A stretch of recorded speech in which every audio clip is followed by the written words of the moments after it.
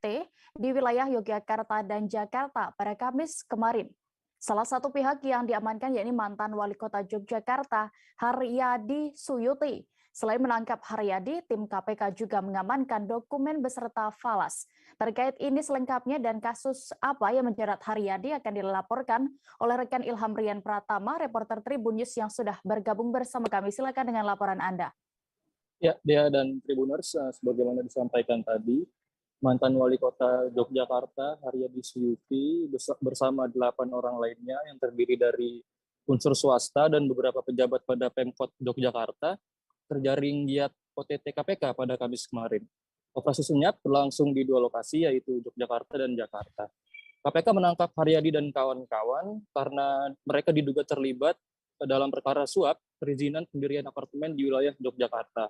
Selain menangkap 9 orang tersebut, tim KPK turut mengamankan dokumen dan uang tunai dalam pecahan dolar Amerika Serikat. KPK sendiri belum bisa mengungkapkan nominal uang yang diamankan karena tim saat ini masih menghitung jumlah uang dimaksud. Nah, sejak tadi malam, para pihak yang diamankan termasuk Haryadi sudah berada di gedung merah putih KPK untuk menjalani pemeriksaan lebih lanjut. KPK kini tengah melakukan gelar perkara atau ekspos untuk menentukan status hukum para pihak yang ditangkap tersebut. Rencananya konferensi pers akan dilangsungkan KPK pada sore hari ini. Demikian dia. Baik, terima kasih rekan Ilham Rian dan berikut Tribuners keterangan dari PLT juru bicara penindakan KPK Ali Fikri. Selengkapnya kami tampilkan. Berdasarkan informasi yang kami peroleh, benar hari ini tim KPK melakukan kegiatan tangkap tangan atas dugaan tindak pidana korupsi yang terjadi di Yogyakarta. Satu di antaranya adalah wali kota. Para pihak dimaksud segera dibawa ke Jakarta, ke Gedung Merah Putih KPK untuk dilakukan permintaan keterangan oleh tim KPK. Tentu dalam waktu 1x24 jam kami diberi kesempatan oleh undang-undang untuk segera menentukan sikap atas kegiatan dari tangkap tangan ini. Perkembangannya segera kami akan informasikan lebih lanjut. Beralih ke Kepulauan Riau, Tribuners, harga cabai merah di Kota Batam kian melejit, dibanderol hingga Rp70.000 per kilogramnya. Cabai merah asal Yogyakarta ini sudah mengalami kenaikan harga selama 2 hari. Sebelumnya pada 31 Mei 2022 lalu, harga cabai merah masih dibanderol Rp45.000 untuk 1 kilogramnya. Terkait kondisi terkini akan dilaporkan oleh rekan Roma Uli Sianturi, reporter Tribun Batam. Silakan dengan informasi Anda. Baik, terima kasih rekan Dea. Sejumlah komoditas barang pokok atau bapok di Kota Batam mengalami kenaikan harga, mulai dari cabai merah, cabai Jawa ataupun yang sering disebut dengan cabai setan, tomat, dan daging ayam. Nah, rekan Dea, untuk cabai merah dijual dari harga Rp70.000 hingga Rp80.000. Nah, kondisi ini membuat berkurangnya daya beli masyarakat terhadap komoditas cabai. Namun bukan berarti pembeli tidak jadi membeli, namun mengurangi kuantitas yang dibeli. Misalnya biasanya pembeli membeli cabai itu 1 kilo, namun kali ini dikurangi menjadi setengah kilo. Bahkan pada saat kami melakukan live Facebook Tribun Batam di lokasi, banyak juga beberapa warga yang mengurung niatnya untuk membeli cabai. Selain itu, komoditas juga yang mengalami kenaikan harga itu adalah telur ayam dan daging ayam. Nah, untuk telur ayam mencapai Rp54.000 per 1 paket. Nah, begitu juga dengan harga daging ayam potong segar yang dijual mencapai Rp40.000 hingga Rp45.000 per kilonya. Padahal daging ayam itu biasanya di Kota Batam dibanderol dengan harga Rp35.000, sementara untuk telur hanya dibanderol dengan Rp45.000. Hal ini dikarenakan harga pakan ayam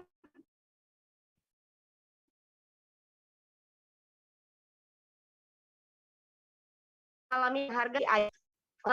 Selain itu, stok daging ayam potong juga berdampak dan semakin sedikit di Kota Batam. Hal ini berpengaruh juga terhadap PMK yang terjadi di sejumlah wilayah lantaran Kota Batam itu bukan daerah ternak ataupun penghasil, sehingga barang-barang diambil dari luar seperti Jawa ataupun Sumatera.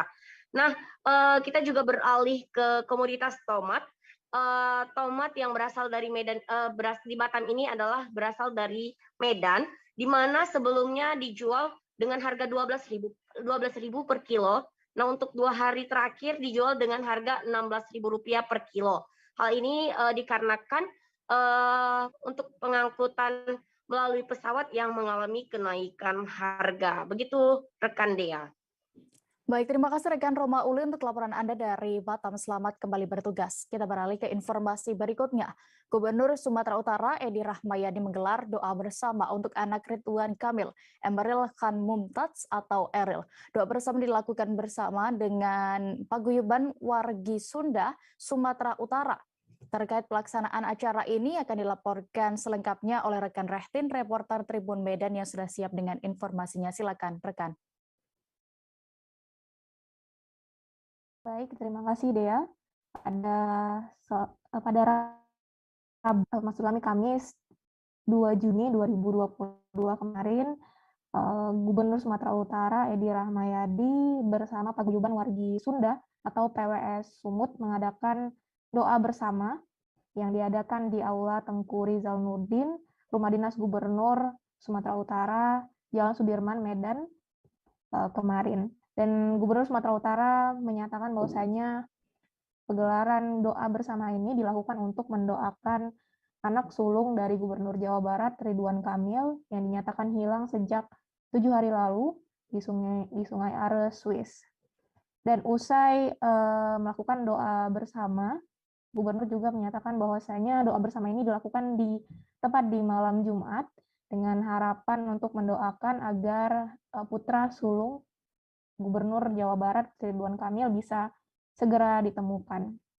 Dan selain itu juga Ketua DPP PWS Paguyuban Wargi Sunda Sumut juga menyatakan mereka ingin bersama dengan paguyuban warga Sunda yang ada di Sumut dan juga ratusan warga Sumut yang berasal dari pesantren dan juga Majelis Ulama Indonesia yang ada di Sumut juga mendoakan.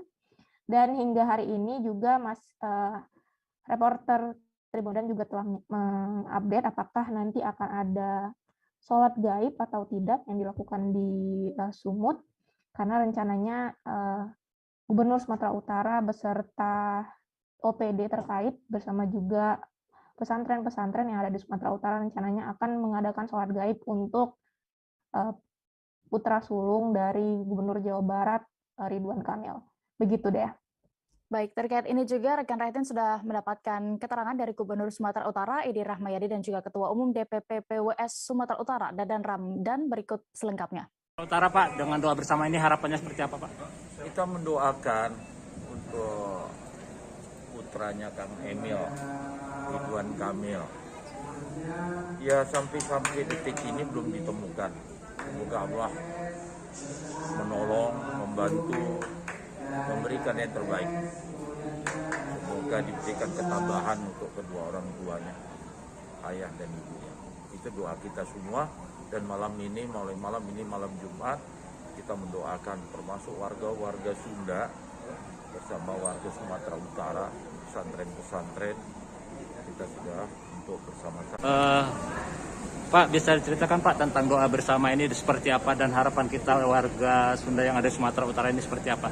Ya, tentu kita warga Sunda yang ada di Sumatera Utara seluruhnya mendoakan ya pada Kang Emil dan keluarga agar sabar ya di masa ini, dan tentu kita juga berharap sangat mudah-mudahan anaknya yang paling musibah tersebut segera ditemukan dalam keadaan apapun.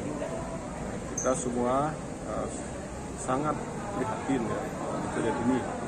Kami warga Sunda yang ada di Sumatera Utara merasakan menjadi saudara dengan Pak Emil supaya Pak Emil lebih kuat menerima cobaan dan musibah ini. Insyaallah kami warga Sunda yang ada di Sumatera Utara selalu bersama dengan kalian dan keluarga. Pak, izin Pak, nama Bapak?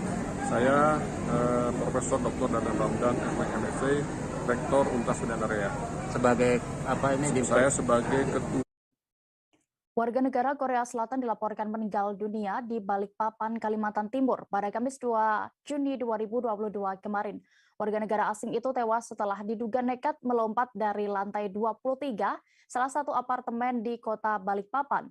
WNA itu belakangan diketahui seorang pekerja di proyek Refinery Development Master Plan kilang minyak Balikpapan. Terkait fakta di lapangan dan juga kondisi terkini di lokasi akan dilaporkan oleh rekan kami Muhammad Zain. Silakan dengan informasi Anda. Selamat sore rekan dia dan Tribun. Dari Tribun Kaltim menerima informasi bahwa seorang pekerja warga negara asing yang ditemukan tewas tidak jauh dari apartemen yang dia tinggali.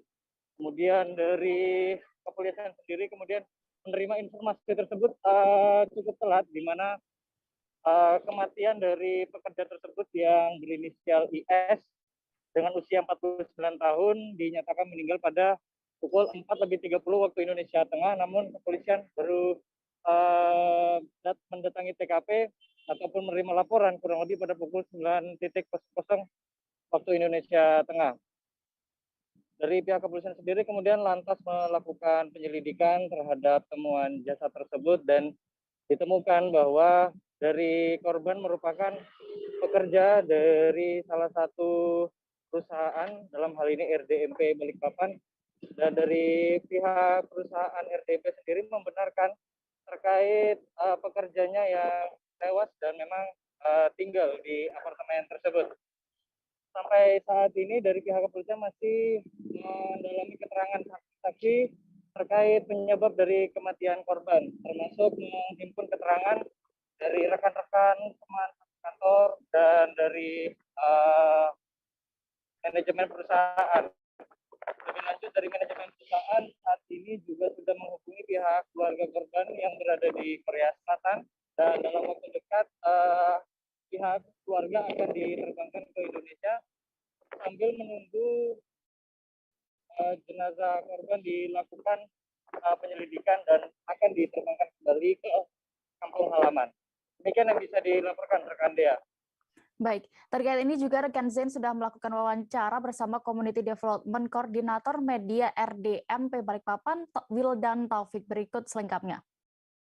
Saya ceritakan kronologi ketika informasi itu sampai pada kami.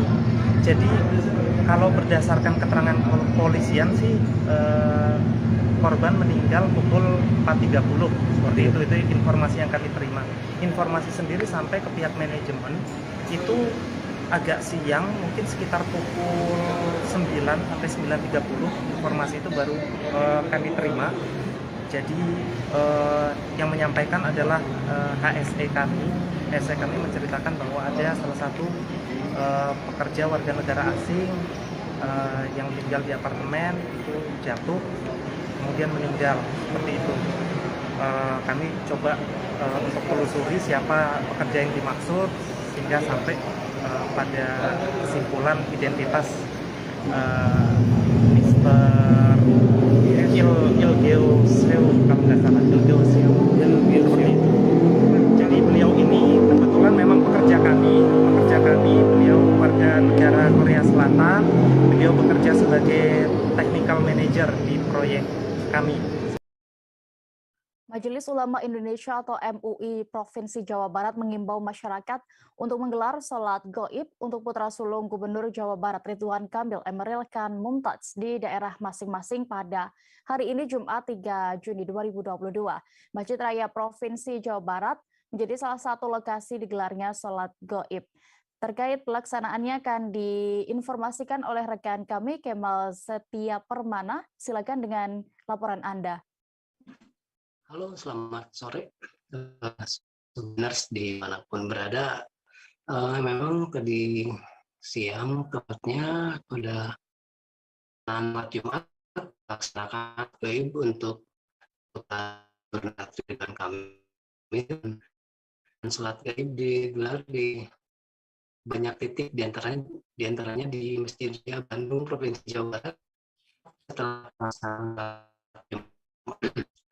sholat Jumat tadi, seribuan warga jemaah yang ikut sholat Jumat di Masjid Raya ini mengikuti sholat yang oleh di Jawa Barat dan juga pihak terkait ini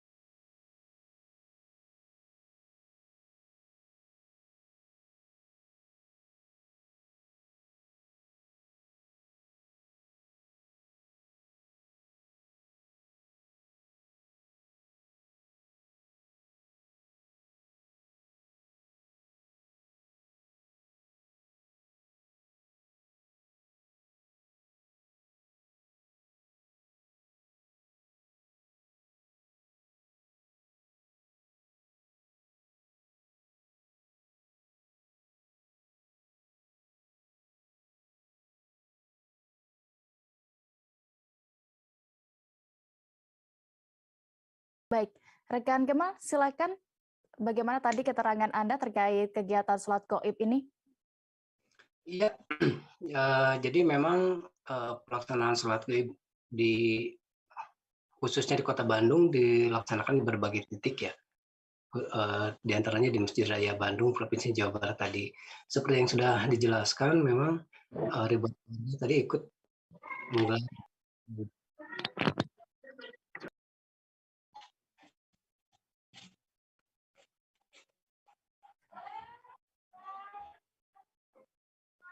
Halo? Iya. Baik, rekan Kemal mungkin ada yang ingin disampaikan lagi?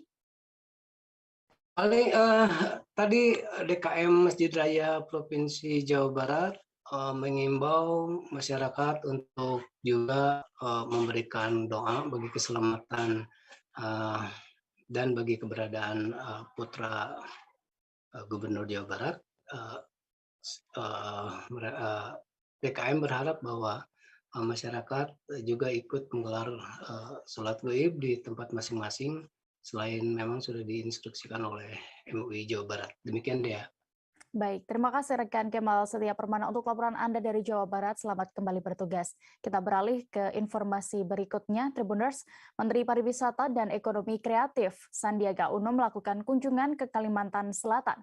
Pada hari ini Jumat 3 Juni 2022, Sandiaga Uno terpantau mengunjungi kawasan Desa Wisata Kubah Basirih, Banjarmasin. Sandiaga Uno datang ke kawasan ini menaiki speedboat, disambut atraksi para acil pasar terapung menggunakan kelotok serta para anggota BPK.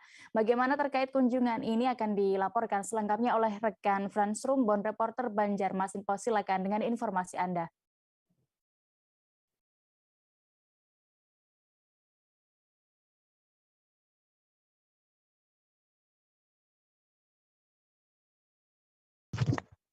Baik ya, pada hari ini Menteri Pariwisata dan Ekonomi Kreatif RI atau Menparekraf RI, Bapak Sandiaga Uno itu melakukan kunjungan ke salah satu destinasi wisata religi yang ada di Kota Banjarmasin, yaitu Desa Wisata Kubah Basirih.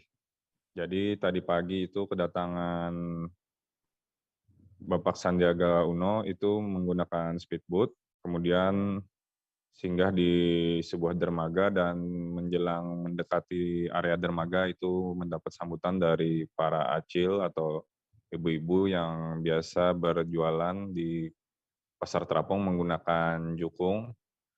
Kemudian saat menaiki kawasan dermaga juga ada kelompok BPK yang melakukan atraksi penyambutan dan juga ada sambutan berupa kesenian Sinoman Hadrah. Kemudian rombongan itu langsung menuju ke kawasan Kubah Basirih, di mana di situ ada salah satunya adalah terletak pusara atau makam dari Habib Basirih. Dan kedatangan Sandiaga Uno sendiri ke kawasan Kubah Basirih ini tidak lain adalah terkait dengan penyerahan anugerah atau gelar terkait dengan Desa Wisata Kubah Basirih ini masuk dalam nominasi 50 besar Anugerah Desa Wisata Indonesia tahun 2020.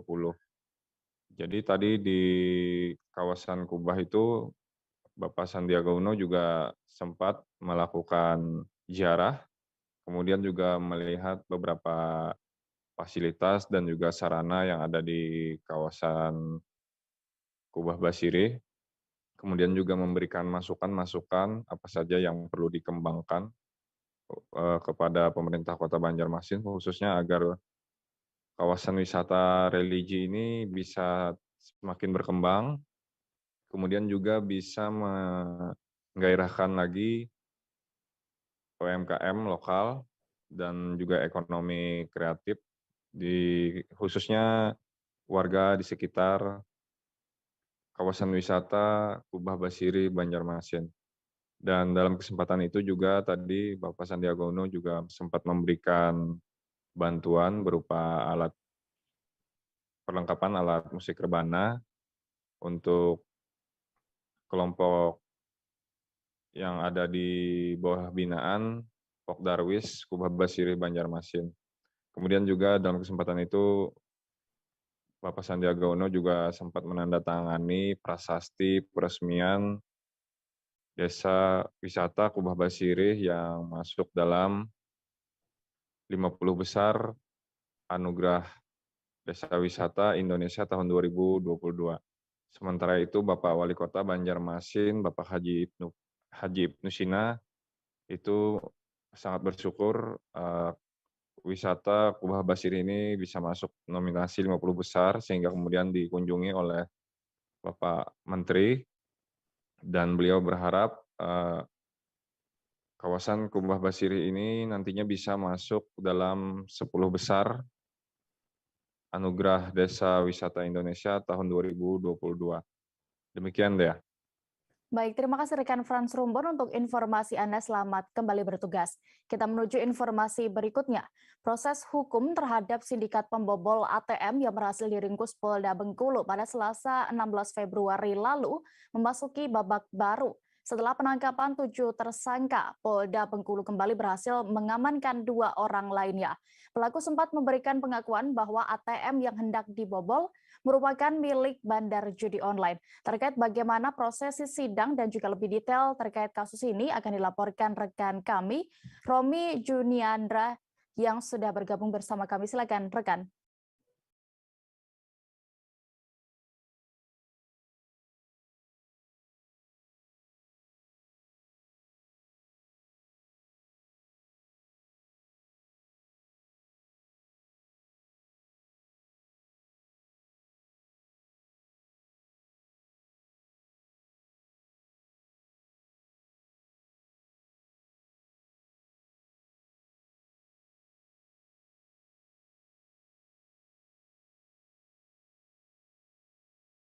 Ya, baik rekan Dea dan juga Tribuners, bahwa memang benar kasus pembobolan ATM atau pembobolan bank lintas provinsi yang ditangkap oleh aparat Polda Bengkulu pada 15 Februari lalu saat ini masih terus berlangsung, dan hingga beberapa waktu lalu sudah menjalani beberapa kali sidang, dan para terdakwa ini dalam persidangan itu bersifat kooperatif.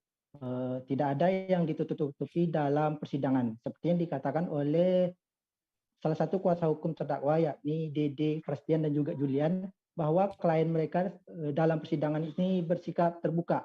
Mereka mengatakan atau mengungkapkan semua hal yang mereka ketahui tentang pembobolan bank lintas provinsi ini, yang diketahui bahwa jumlah kerugiannya cukup besar, yakni sebesar 2,9 miliar rupiah dari beberapa lokasi atau provinsi yang ada di Indonesia.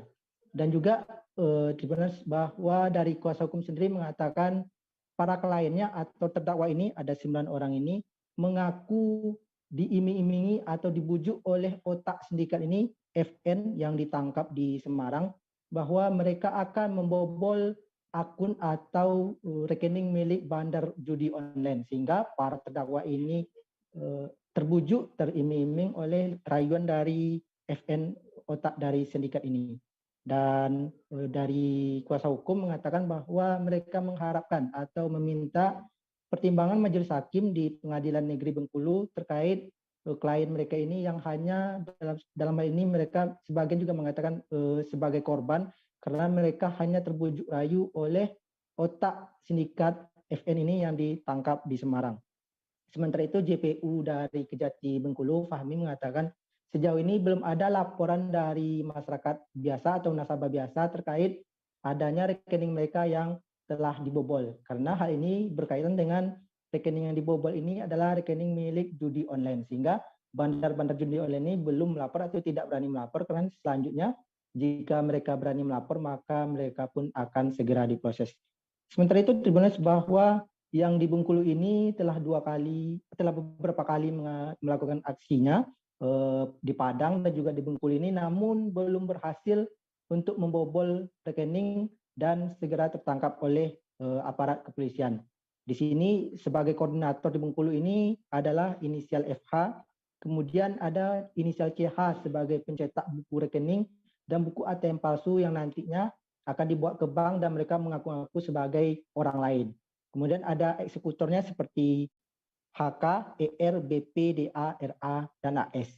Dan dalam kasus ini juga, sindikat ini juga Tribuners bahwa para pelaku ini juga memiliki anggota atau memiliki personel perempuan nantinya. Jika akun rekening yang akan dibobol adalah perempuan, maka anggota dari perempuan ini yang akan mengaku-ngaku sebagai pemilik rekening tersebut.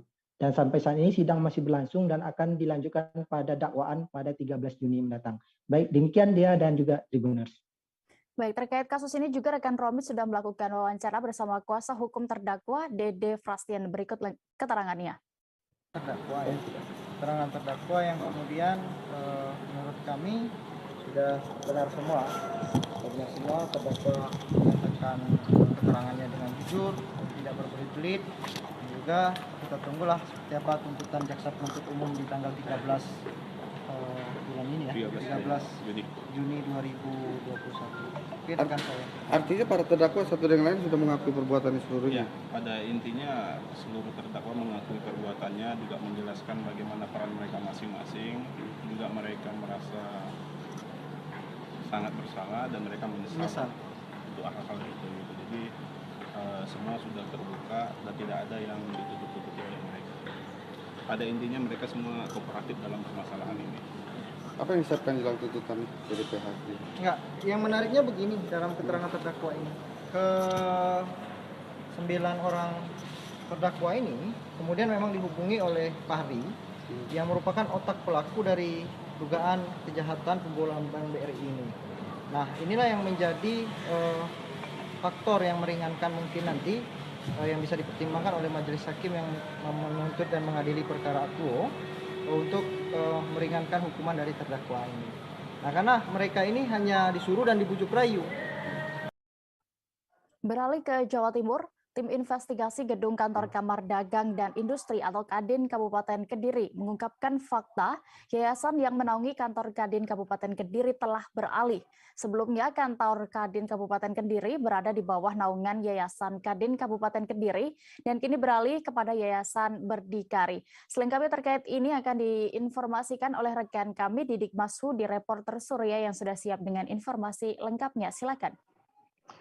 Selamat siang Dia dan Tribuner sekalian. Jadi konflik Kadin Kamar Dagang dan Industri Kabupaten Kediri ini memang sudah berlarut-larut. Jadi sejak 3 tahun yang lalu diawali dengan terjadinya dualisme kepengurusan Kadin yang berbeda, yakni yang pertama kepengurusan di bawah Yakti Muryati atau Bunda Yakti, dan kemudian di bawah Rahmati Yogi. Rahmati Yogi ini merupakan menantu mantan Bupati Kediri yang juga mengklaim sebagai Ketua Kadin.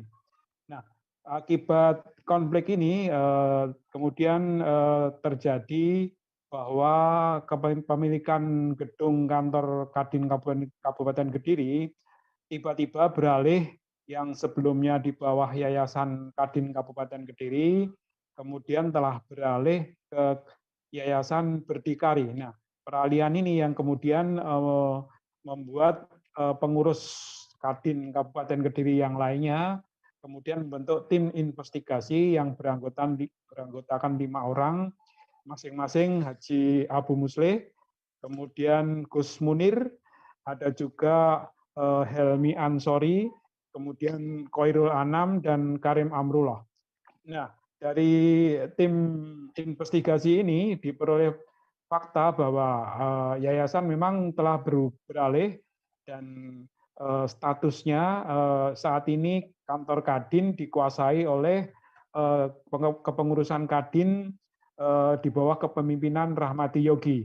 Namun dari hasil penelusuran kami atau konfirmasi kami ke salah seorang pengurus Kadin bidang hukum Rahmati Yogi, ternyata mereka berdalih hanya menyewa. Jadi sejak 2019 sampai 2025 kepengurusan ini hanya menyewa kantor Kadin ini kepada kepada Yayasan Berdikari. Nah, inilah yang menjadi titik krusial daripada konflik yang ada di Kadin Kabupaten Kediri.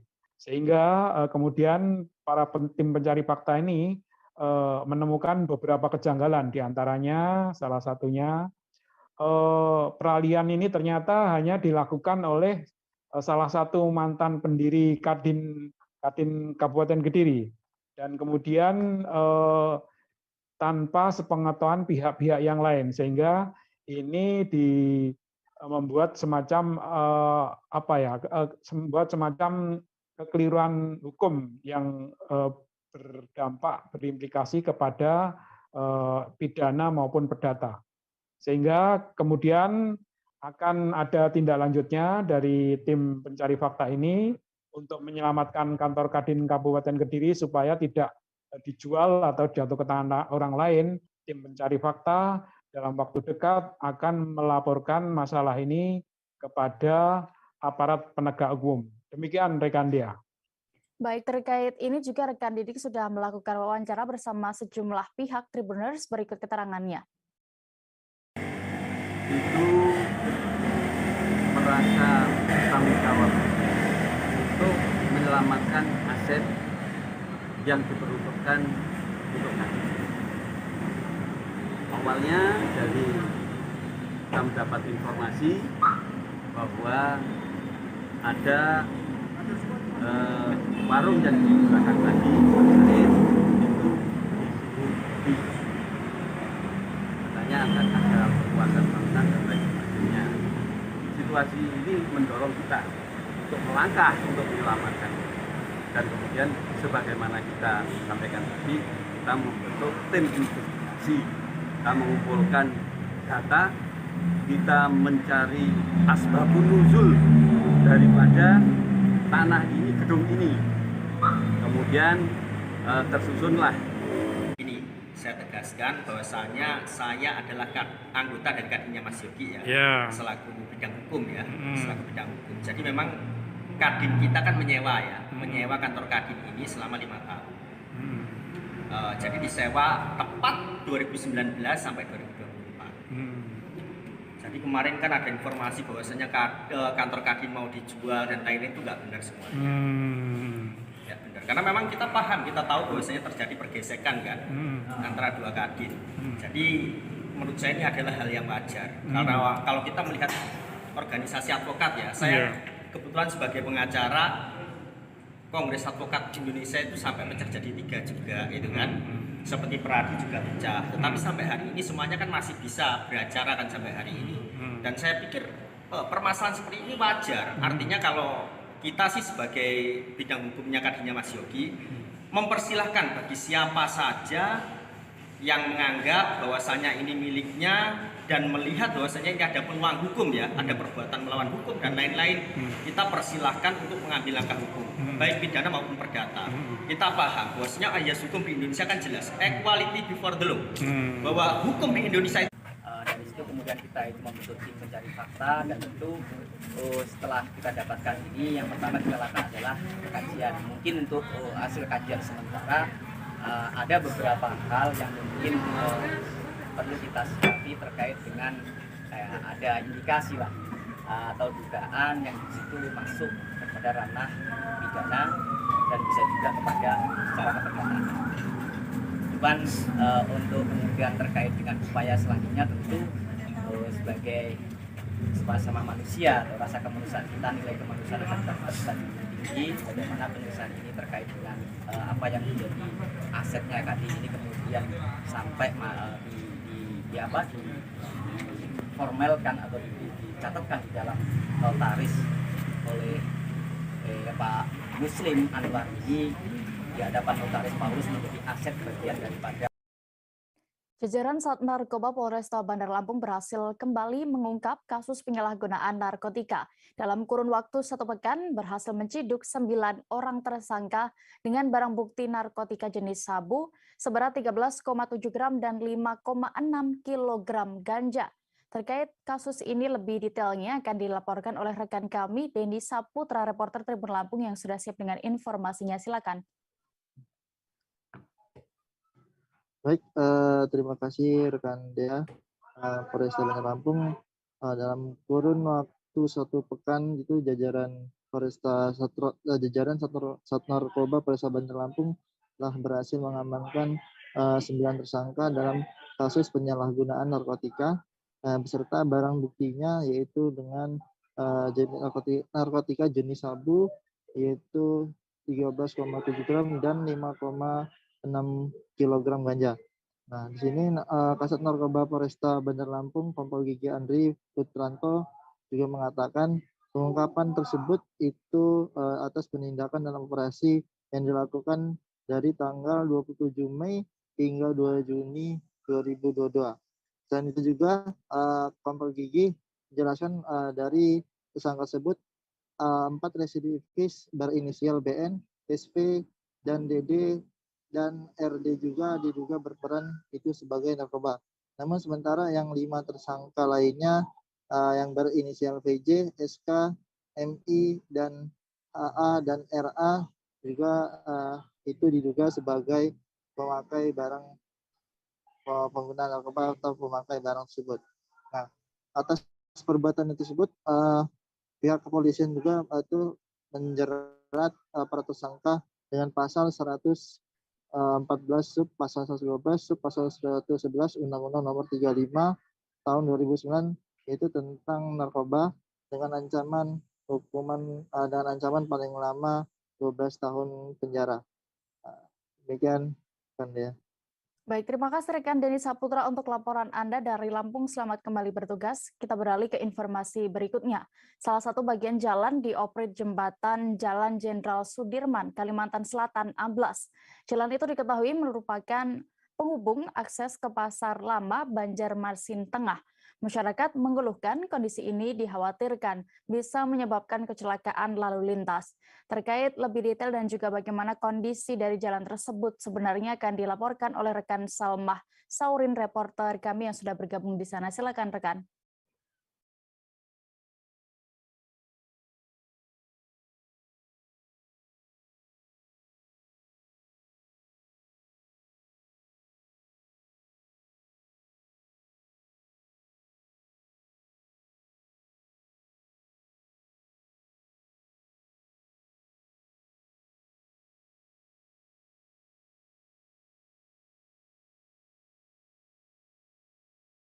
Baik rekan Dea, kawasan 0 km adalah salah satu ruang publik di Banjarmasin.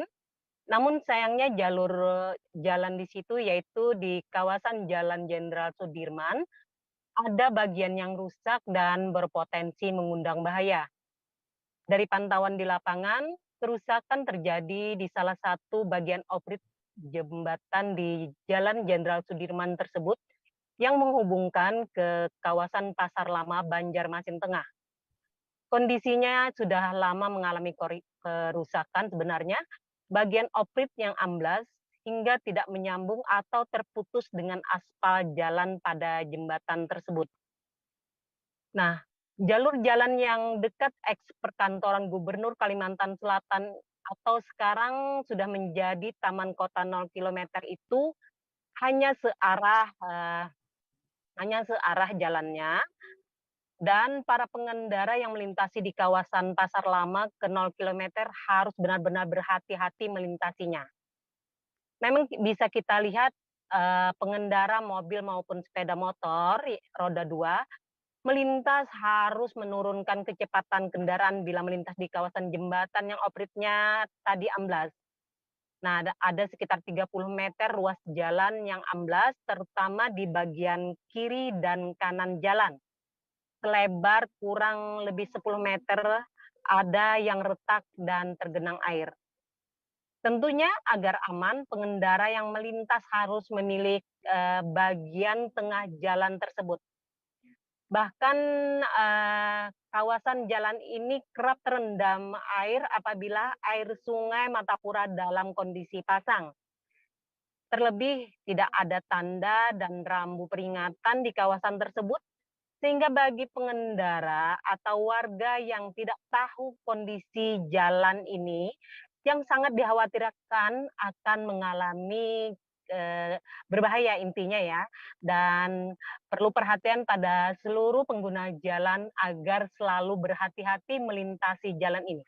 Begitu rekan Dea. Baik, terima kasih rekan Salma Saurin untuk laporan Anda. Selamat kembali bertugas. Kita beralih ke Jakarta. Tribuners, terjadi bencana tanah longsor di rumah makan Saung 3, Sawangan, Kota Depok. Dalam insiden itu, 2 orang dilaporkan meninggal dunia. Dari informasi yang dihimpun di lapangan, kedua korban meninggal dunia adalah laki-laki dan perempuan. Untuk kronologi kejadian dan bagaimana situasinya di sana akan dilaporkan oleh rekan kami, Dwi Putra Kesuma, reporter Tribun Jakarta yang sudah siap dengan informasinya. Silakan, rekan. Baik, selamat sore Dea dan juga pemirsa Tribuners. Bisa saya sampaikan bahwa kronologi musibah longsor maut di rumah makan Saung 3 yang terletak di Kecamatan Sawangan, Kota Depok ini terjadi pada Kamis tanggal 2 Juni 2022 kemarin sore.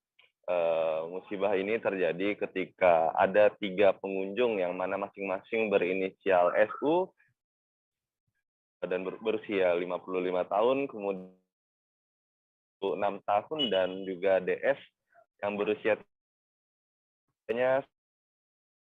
saat kejadian sedang santap bersama di rumah makan tersebut, persisnya di dalam saung, dan tiba-tiba saja tembok turap yang persis berada di belakang saung itu longsor beserta tanah hingga menimpa ketiga korban.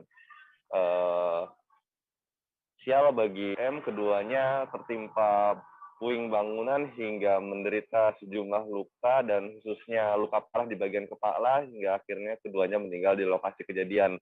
Sementara DS hingga saat ini masih menjalani perawatan di rumah sakit.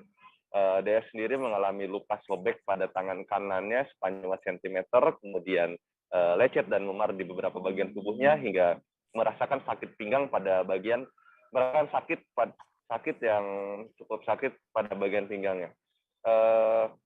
Saat ini sendiri kedua jasad dunia sudah dimakamkan. Untuk jenazah SU sudah dimakamkan pagi tadi, sementara untuk jenazah SM dimakamkan setelah sholat Jumat siang tadi. Hingga saat ini rumah makan Saung 3 sendiri masih ditutup dan terpasang garis polisi hingga penyelidikan lebih lanjut. Kurang lebih itu yang bisa saya sampaikan, Dea. Baik, terima kasih rekan Dwi Putra Kesuma untuk laporan Anda langsung dari Depok. Selamat kembali bertugas. Kita menuju informasi berikutnya. 2 pebalap dari tim Jaguar TCS Racing, yaitu Mitch Evans dan juga Sam Bird, hadir di acara Charge Event di The Brassey Club House Pantai Indah Kapuk.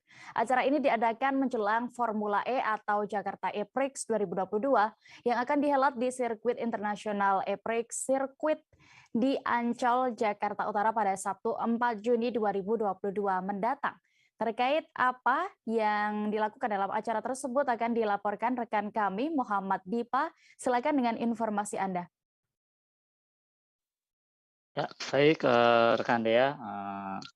Seperti yang dikatakan tadi, jelang acara ajang Formula E atau Jakarta E-Prix 2022 yang akan dihelat di sirkuit internasional E-Prix Circuit di Ancol, Jakarta Utara Sabtu mendatang. ada 2 pembalap dari tim Jaguar TCS Racing ini kemarin sempat melakukan konferensi pers bersama rekan-rekan media di Pantai Indah Kapuk tepatnya.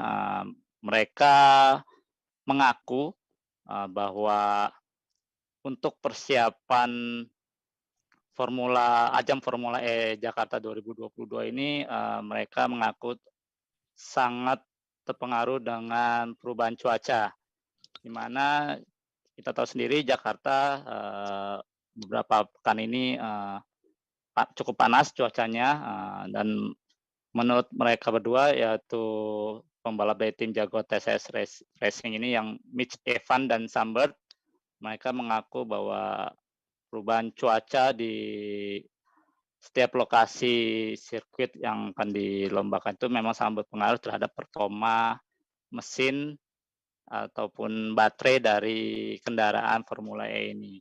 Sehingga Mitch Evans sendiri mengaku bahwa dia harus melakukan beberapa strategi dalam balapan nanti dan juga mempersiapkan diri agar tidak terdehidrasi sehingga tidak mengganggu konsentrasi ataupun fokus pada balapan Sabtu mendatang. Nah, begitu juga dengan Sam bahwa cuaca panas yang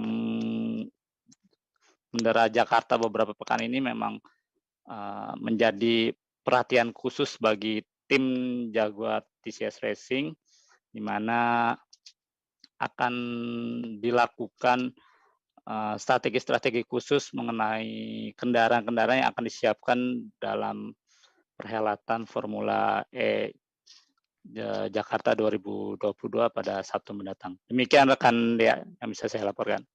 Baik, terima kasih rekan Muhammad Dipa untuk informasi Anda. Selamat kembali bertugas. Kita beralih ke kabar berikutnya. Badan Pengurus Daerah Himpunan Pengusaha Muda Indonesia Nusa Tenggara Timur terus berperan merekrut sekaligus mendampingi pengusaha muda di NTT. Kali ini BPD HIPMI NTT menyasar kalangan mahasiswa. Terkait apa acara yang diselenggarakan dan juga bertujuan untuk apa akan diinformasikan oleh rekan kami Irfan Hoy, reporter dari Poskupang yang sudah bergabung. Silakan rekan Irfan. Ya, Dea dan Tribuners, bisa saya sampaikan berkaitan dengan kegiatan yang dilakukan Ghost to Campus oleh BPBD HIPMI NTT sendiri yang berlangsung beberapa waktu lalu. Kegiatan ini berlangsung di Universitas Kristen Artawacana Kupang.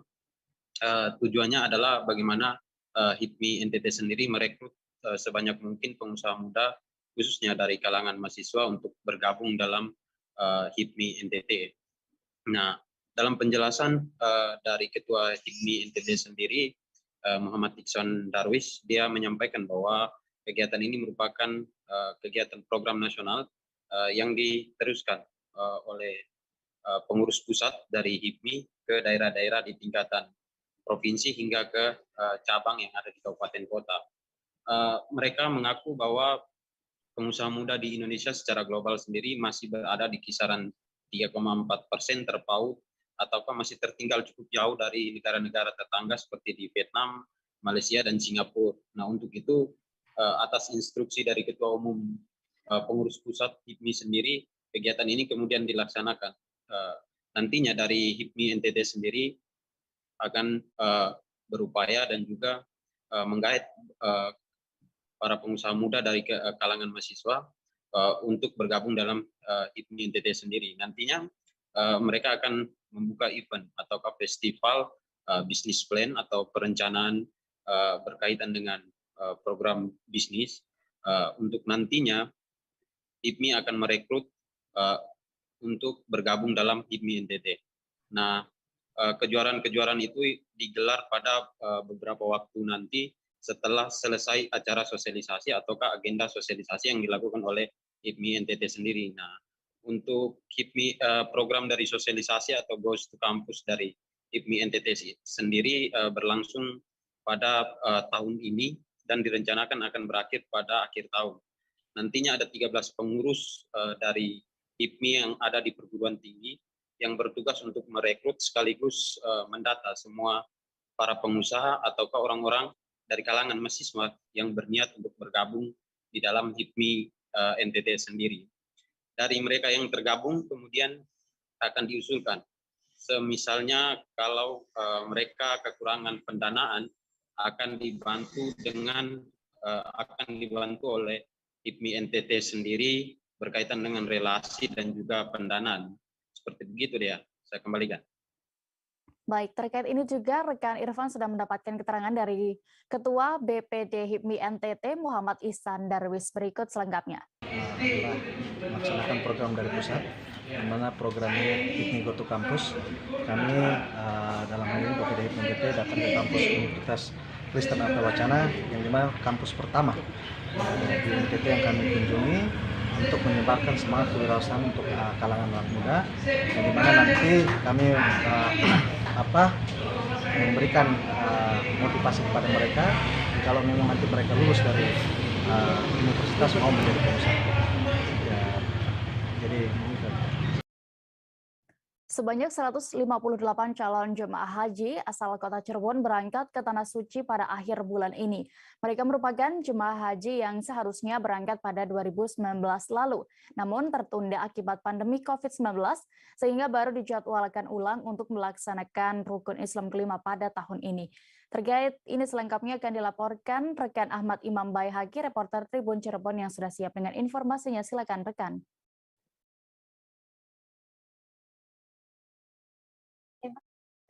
Ya baik, terima kasih Dea. Pada tahun ini jumlah jemaah haji asal kota Cirebon yang akan berangkat ke Arab Saudi mencapai 158 orang.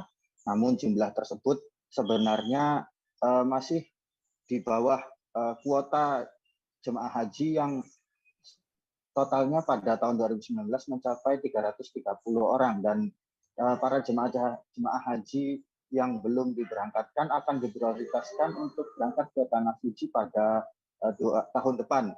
Dan dari Kementerian Agama Kota Cirebon mengungkapkan bahwa 158 calon jemaah haji tersebut akan tergabung dalam kloter 38 bersama calon jemaah haji dari Kabupaten Subang dan Kabupaten Bandung. Rencananya mereka akan berangkat ke Arab Saudi pada 28 Juni 2022.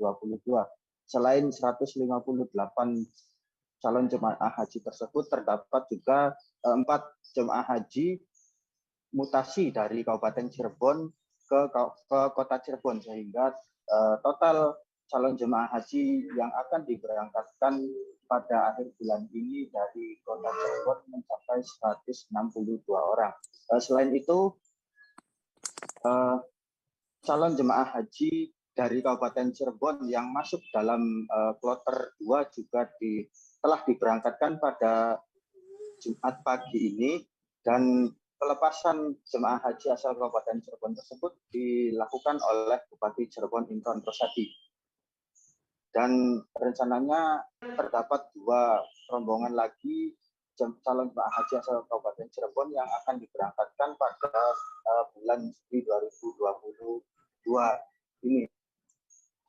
Dan dari Kementerian Agama Kota Cirebon juga mencatat ada beberapa aturan yang berbeda pada ibadah haji tahun ini dibanding ibadah haji tahun-tahun sebelumnya.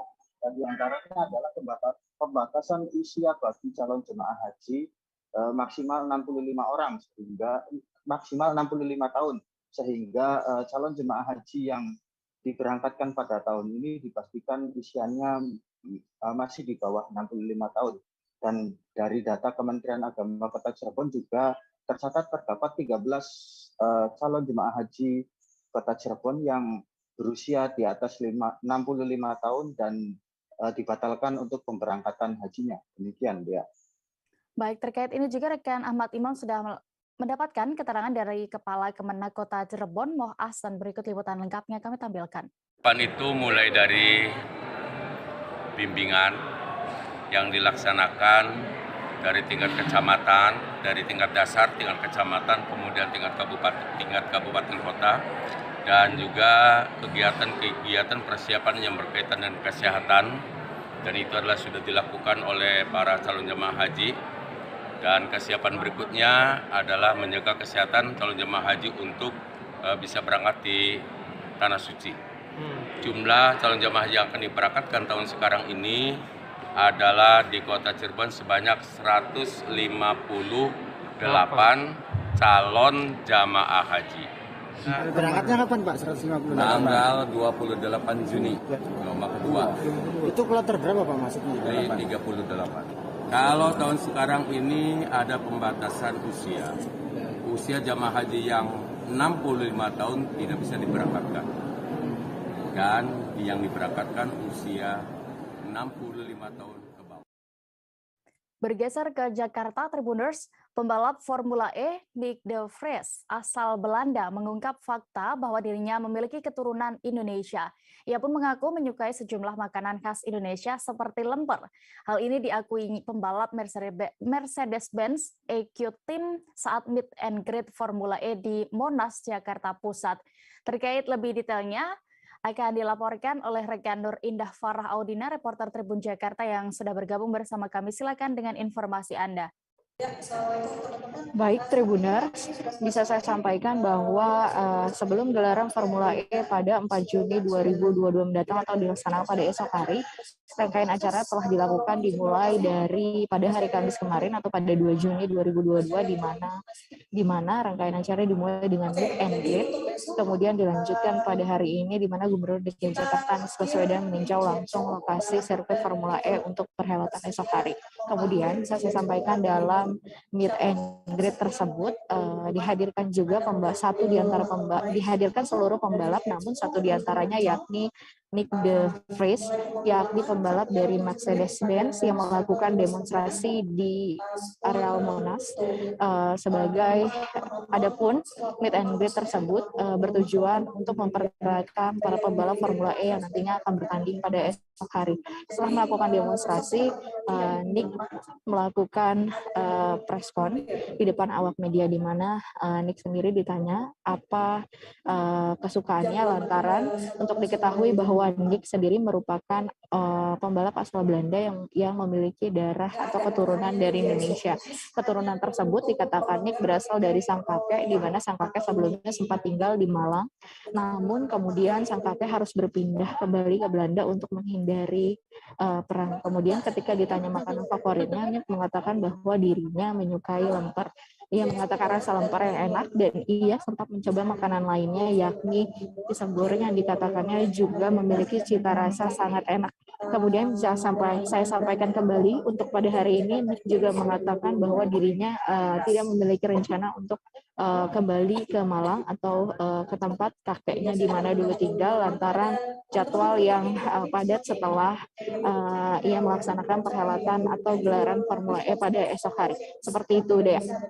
Baik, terima kasih rekan Nur Indah Farah untuk laporan Anda dari Jakarta. Selamat kembali bertugas. Kita beralih ke informasi berikutnya, Tribuners. Ratusan masyarakat di Kecamatan Oba Utara, Kota Tidore, Kepulauan Maluku Utara, memadati Masjid Raya Saful Khair At-Sofi'i. Kedatangan masyarakat ini karena adanya safari dakwah Ustadz Abdul Somad atau yang akrab disapa UAS. Pantauan di lapangan pada hari ini Jumat 3 Juni 2022. Ratusan masyarakat yang datang ini baik dari para jamaah laki-laki maupun perempuan. Untuk situasi tadi saat acara akan dilaporkan oleh rekan kami Randi Basri, reporter dari Tribun Ternate yang sudah bergabung bersama kami. Silakan rekan. Baik Dea, terima kasih kesempatannya. Dapat kami laporkan untuk kegiatan Ustadz Abdul Somad sendiri memang pada 3 Juni 2022 tadi memang sudah tiba di Maluku Utara. UAS sendiri setelah tiba di Kota Ternate dijadwalkan mengunjungi ibu kota Sofifi Provinsi Maluku Utara pada pukul 12.36 waktu Indonesia Timur. Di sini dapat kami laporkan UAS dari Ternate sendiri menyeberang menggunakan speedboat ke pelabuhan Sofifi, yakni pelabuhan dermaga parkir Pemprov Maluku Utara yang berada di Desa Balbar, Kecamatan Oba Utara. Namun di sini setelah tiba, UAS sendiri dijemput langsung oleh Gubernur Provinsi Maluku Utara Abdul Ghani Kasubah dengan beberapa tarian, yakni tarian soya-soya dan kasida. Setelah dijemput, UAS sendiri diarahkan menuju ke Masjid Raya Saiful Khairat Sofifi. Di sana langsung dilaksanakan sholat Jumat, dan saat itu juga UAS bertindak sebagai khutbah dalam sholat Jumat tersebut. Setelah dilaksanakan Jumatan bersama, pada pukul 13.20 UAS langsung diarahkan panitia untuk melakukan safari dakwah, dan di lokasi safari dakwah sendiri memang terlihat sejumlah masyarakat yang terdiri baik dari jamaah laki-laki maupun perempuan. Memang di kondisi lantai 2 Masjid Raya Sofifi memang dipadati para sejumlah jamaah dengan yang datang mendengar ceramah dari UAS sendiri. UAS memang sempat melakukan ceramah hampir lebih selesai pada pukul 15.30 waktu Indonesia Timur. Dan namun dia ceramah UAS sendiri memang ada yang berbeda, di mana dalam ceramah tadi UAS sempat menggunakan kostum adat dari Maluku Utara sendiri, dan dari hasil pakaian kostum sendiri UAS merasa terhormat dan bangga, yang itu pun disampaikan langsung di hadapan Gubernur Provinsi Maluku Utara Abdul Ghani Kasubah. Tentu dengan ceramah tadi, pihak panitia juga mengarahkan UAS untuk melakukan peresmian pesantren Ummul Qura yang berada di Desa Ake Kolamo, Kecamatan Oba Utara. Setelah peresmian, UAS dan rombongan diarahkan ke Kota Ternate untuk melakukan safari dakwah di Masjid Raya Al-Munawar. Mungkin gitu dia dapat saya laporkan kembali ke studio. Baik, terima kasih rekan Randi Basri untuk laporan Anda. Selamat kembali bertugas. Kita beralih ke Sulawesi Utara. Tribuners, Legislatif Sulut Go Expo yang ke-10 di Manado digelar pada Kamis 2 Juni 2022 kemarin. Dari 13 stand yang hadir di event itu, ada satu stand yang paling menarik perhatian. Stand tersebut adalah milik DPRD Sangihe yang dibuat dengan konsep kedai kopi. Lalu apa sebenarnya yang membuat spesial akan dilaporkan oleh rekan Nilton Durado, reporter Tribun Manado yang sudah bergabung bersama kami. Silakan rekan. Terima kasih rekan Dea. Sebanyak 13 stand hadir di Legislatif Expo Sulut Go tahun 2022. Dan ini adalah kegiatan tahun ke-10 di mana diselenggarakan oleh DPRD Provinsi Sulawesi Utara dan DPRD Provinsi Gorontalo. Nah, pada tahun yang ke-10 ini memang tidak seperti tahun-tahun sebelumnya yang standnya sampai 20-an atau 30-an karena masa pandemi. Jadi tahun ini standnya turun agak drastis dari biasanya ke 30-an stand, sekarang turun menjadi 13 stand saja. Bahkan tidak semua DPRD di Provinsi Sulawesi Utara ikut dalam kegiatan ini. Nah, dari 13 stand yang hadir di Legislatif Sulut Go Expo tahun 2022, ada satu stand yang paling menarik perhatian masyarakat yang ada di pengunjung Manado Square ketiga, yaitu stand dari DPRD Sangihe yang dibuat dengan menggunakan konsep ala kedai kopi. Nah, konsep ini menjadi unik karena merupakan satu-satunya stand dengan konsep berbeda. Kalau yang lain kan hanya seperti membuat konsep seremonial saja, tapi kalau di stand DPRD Sangihe ini membuat kedai kopi dengan tulisan-tulisan setiap ketua komisi ini ditulis berdasarkan seperti menu dalam kedai kopi. Tapi di sini tidak disajikan kopi, hanya disajikan produk-produk peraturan daerah maupun program kerja dari DPRD Sangihe selama tahun 2021 dan 2022. Dan stand ini menjadi buruan masyarakat, terutama yang datang ke Legislatif Sulut Go Expo tahun 2022, karena di depan stand ini juga dipasang tulisan I Love Sangihe. Sebagian besar yang berfoto di stand DPRD Sangihe adalah masyarakat yang aslinya dari Sangihe, dan mereka merasa bahwa stand ini seperti menunjukkan kerinduan mereka terhadap kampung halaman. Demikian rekan Dea. Baik, terima kasih rekan Nilton untuk laporan Anda. Selamat kembali bertugas. Kita beralih ke informasi berikutnya. Berbagai cara dilakukan untuk memperingati hari lahir Pancasila yang jatuh pada 1 Juni 2022. Polres Maluku Barat Daya tahun ini untuk pertama kalinya memilih melangsungkan upacara di perbatasan RI Australia. Tugu perbatasan Republik Indonesia dan Australia yang berada di Pulau Leti dipilih sebagai tempat upacara Hari Lahir Pancasila. Selengkapnya terkait kegiatan ini dan juga bagaimana prosesinya akan dilaporkan rekan kami Alvin Risanto, reporter Tribun Manado yang sudah bergabung. Silakan rekan. Oke, terima kasih rekan Dea.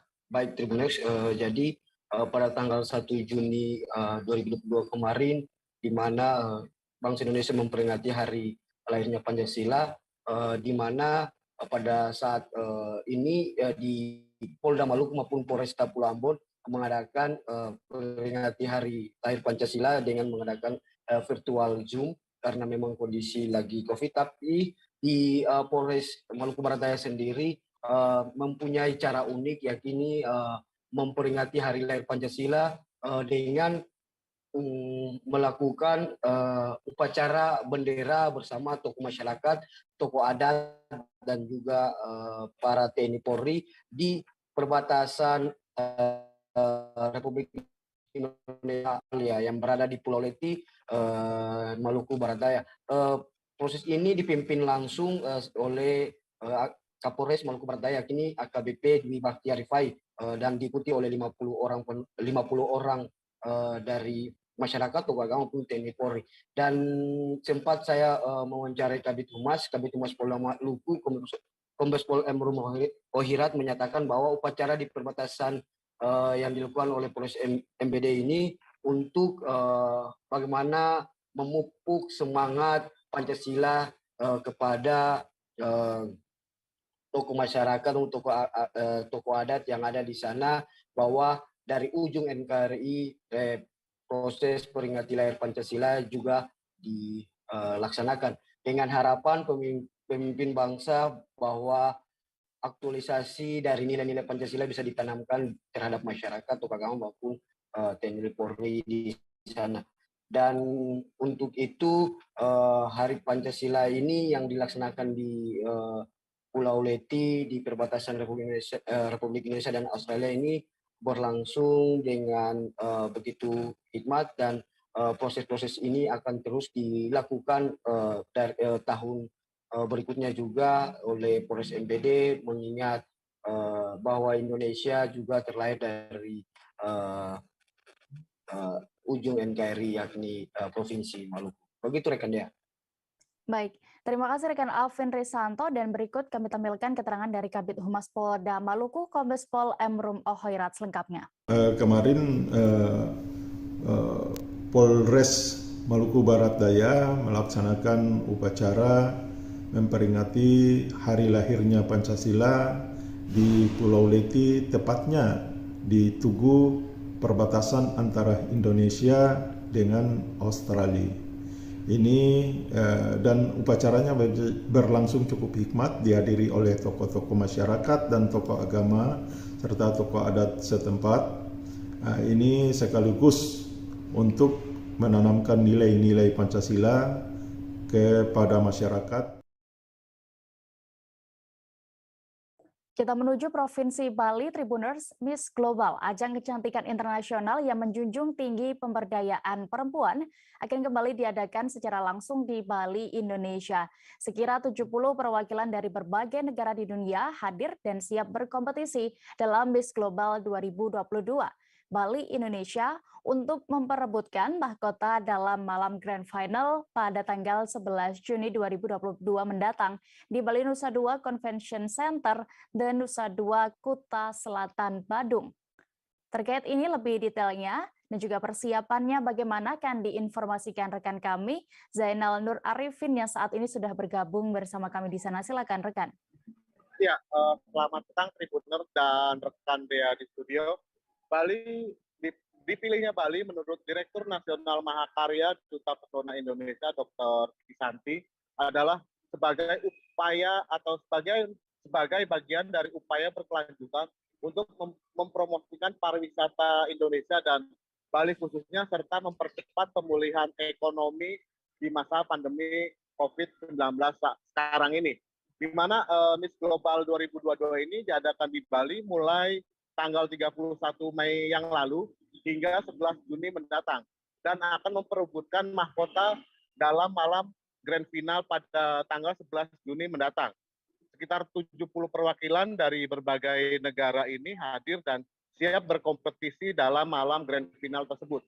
Di mana sebelum mencapai puncak acara pada malam grand final sendiri, seluruh kontestan akan melakukan berbagai rangkaian kegiatan. Salah satunya mulai dari mengunjungi kawasan destinasi wisata prioritas atau unggulan yang ada di Bali, kemudian melakukan proses pemotretan dan kemudian kompetisi pendahuluan atau preliminary competition yang akan diadakan pada tanggal 8 Juni mendatang di TS Suite Hotel Seminyak Bali. Dan dalam edisi ke-9 Miss Global kali ini, dan pertama kalinya akan memperebutkan atau menyandangkan mahkota kepada dua pemenang untuk Miss Global 2021 dan 2022 dalam satu panggung. Nah, dan Olivia Aten akan mewakili Indonesia di ajang Miss Global 2022 ini. Begitu banyak persiapan yang dilakukan oleh Olivia Aten sendiri dalam Miss Global 2022, mulai dari pelatihan catwalk, kemudian make up, kegiatan sosial, hingga public speaking. Dan dalam konferensi pers yang tadi juga dipilih 3 besar favorit Miss Global 2022 versi para awak media. Dan saat ini rangkaian kegiatan Miss Global sendiri sudah berlangsung hingga hari ini dan akan selesai pada puncaknya pada 11 Juni 2022 mendatang. Demikian rekan dia di studio. Baik, terima kasih rekan Zainal untuk laporan Anda. Selamat kembali bertugas. Kita menuju informasi berikutnya di Sumatera Selatan, Tribuners. Berbagai jenis buah-buahan terlihat tumbuh subur terawat di City Park yang ada di Jalan Lubuk Kawah Komplek Ruku Bandara Residence Palembang. Bahkan terlihat pohon durian yang masih kecil namun sudah berbunga. Bagaimana bisa dan apa metode yang dipakai? Saat ini kami sudah terhubung dengan rekan Linda, reporter dari Tribun Sumsel yang akan melaporkan selengkapnya. Silakan rekan. Ya Dea, dapat saya informasikan bahwa di City Park ini menggunakan metode grafting gitu ya. Berdasarkan informasi dari founder City Park itu Arsad Matondang, ya menceritakan bahwa membudidayakan tanaman buah-buahan dengan metode grafting ini, menurut si Arsad ini metode grafting atau sambung tunas itu bisa membantu tanaman lebih cepat untuk berbuah. Nah, seperti pohon durian yang biasanya butuh belasan tahun untuk berbuah, tapi dengan metode grafting ini cukup 3,5 tahun saja itu sudah bisa berbuah. Sebagai informasi, grafting atau sambung tunas itu merupakan salah satu metode perbanyakan vegetatif buatan yang sudah lama memang dikenal oleh masyarakat. Nah, bahkan dengan metode ini sifat dan karakter dari buahnya itu sama seperti dengan indukannya. Contoh cara graftingnya sendiri itu misal pohon durian. Nah, tunas dari induk durian itu dipotong dan disambungkan dengan anakan si duriannya. Nah, ketika indukan durian ini berbuah, maka anakan pohon durian tadi akan berbuah juga. Tapi tidak bisa langsung, perlu pindahkan dulu dan disiapkan medianya. Nah, seperti contohnya di City Park itu kan baru 2 tahun pohon duriannya yang tingginya 60 cm itu sudah belajar berbunga gitu ya. Nah, selain durian, di City Park juga banyak menyediakan tanaman buah-buahan yang telah menggunakan metode grafting. Ada seperti mangga, markisa, lengkeng, dan lain-lain. Contohnya untuk mangga ini yang biasanya 8 tahunan, ini hanya dalam waktu 1 tahun saja itu sudah bisa berbuah. Lalu untuk markisa yang biasanya butuh 1 sampai 2 tahun, hanya hitungan bulan itu sudah bisa berbuah juga. Kemudian lengkeng yang butuh bertahun-tahun juga, hanya dalam 1 tahun juga bisa berbuah. Nah, untuk harga tanamannya sendiri masih cukup terjangkau, mulai dari belasan ribu sampai jutaan untuk yang ukuran sudah besar gitu ya. Nah, City Park sendiri juga menyediakan jasa layanan untuk mengatasi permasalahan tanaman. Misal tanamannya ini udah bertahun-tahun tapi kok nggak berbuah-buah gitu ya. Nah, dia bisa juga nih memberikan solusinya.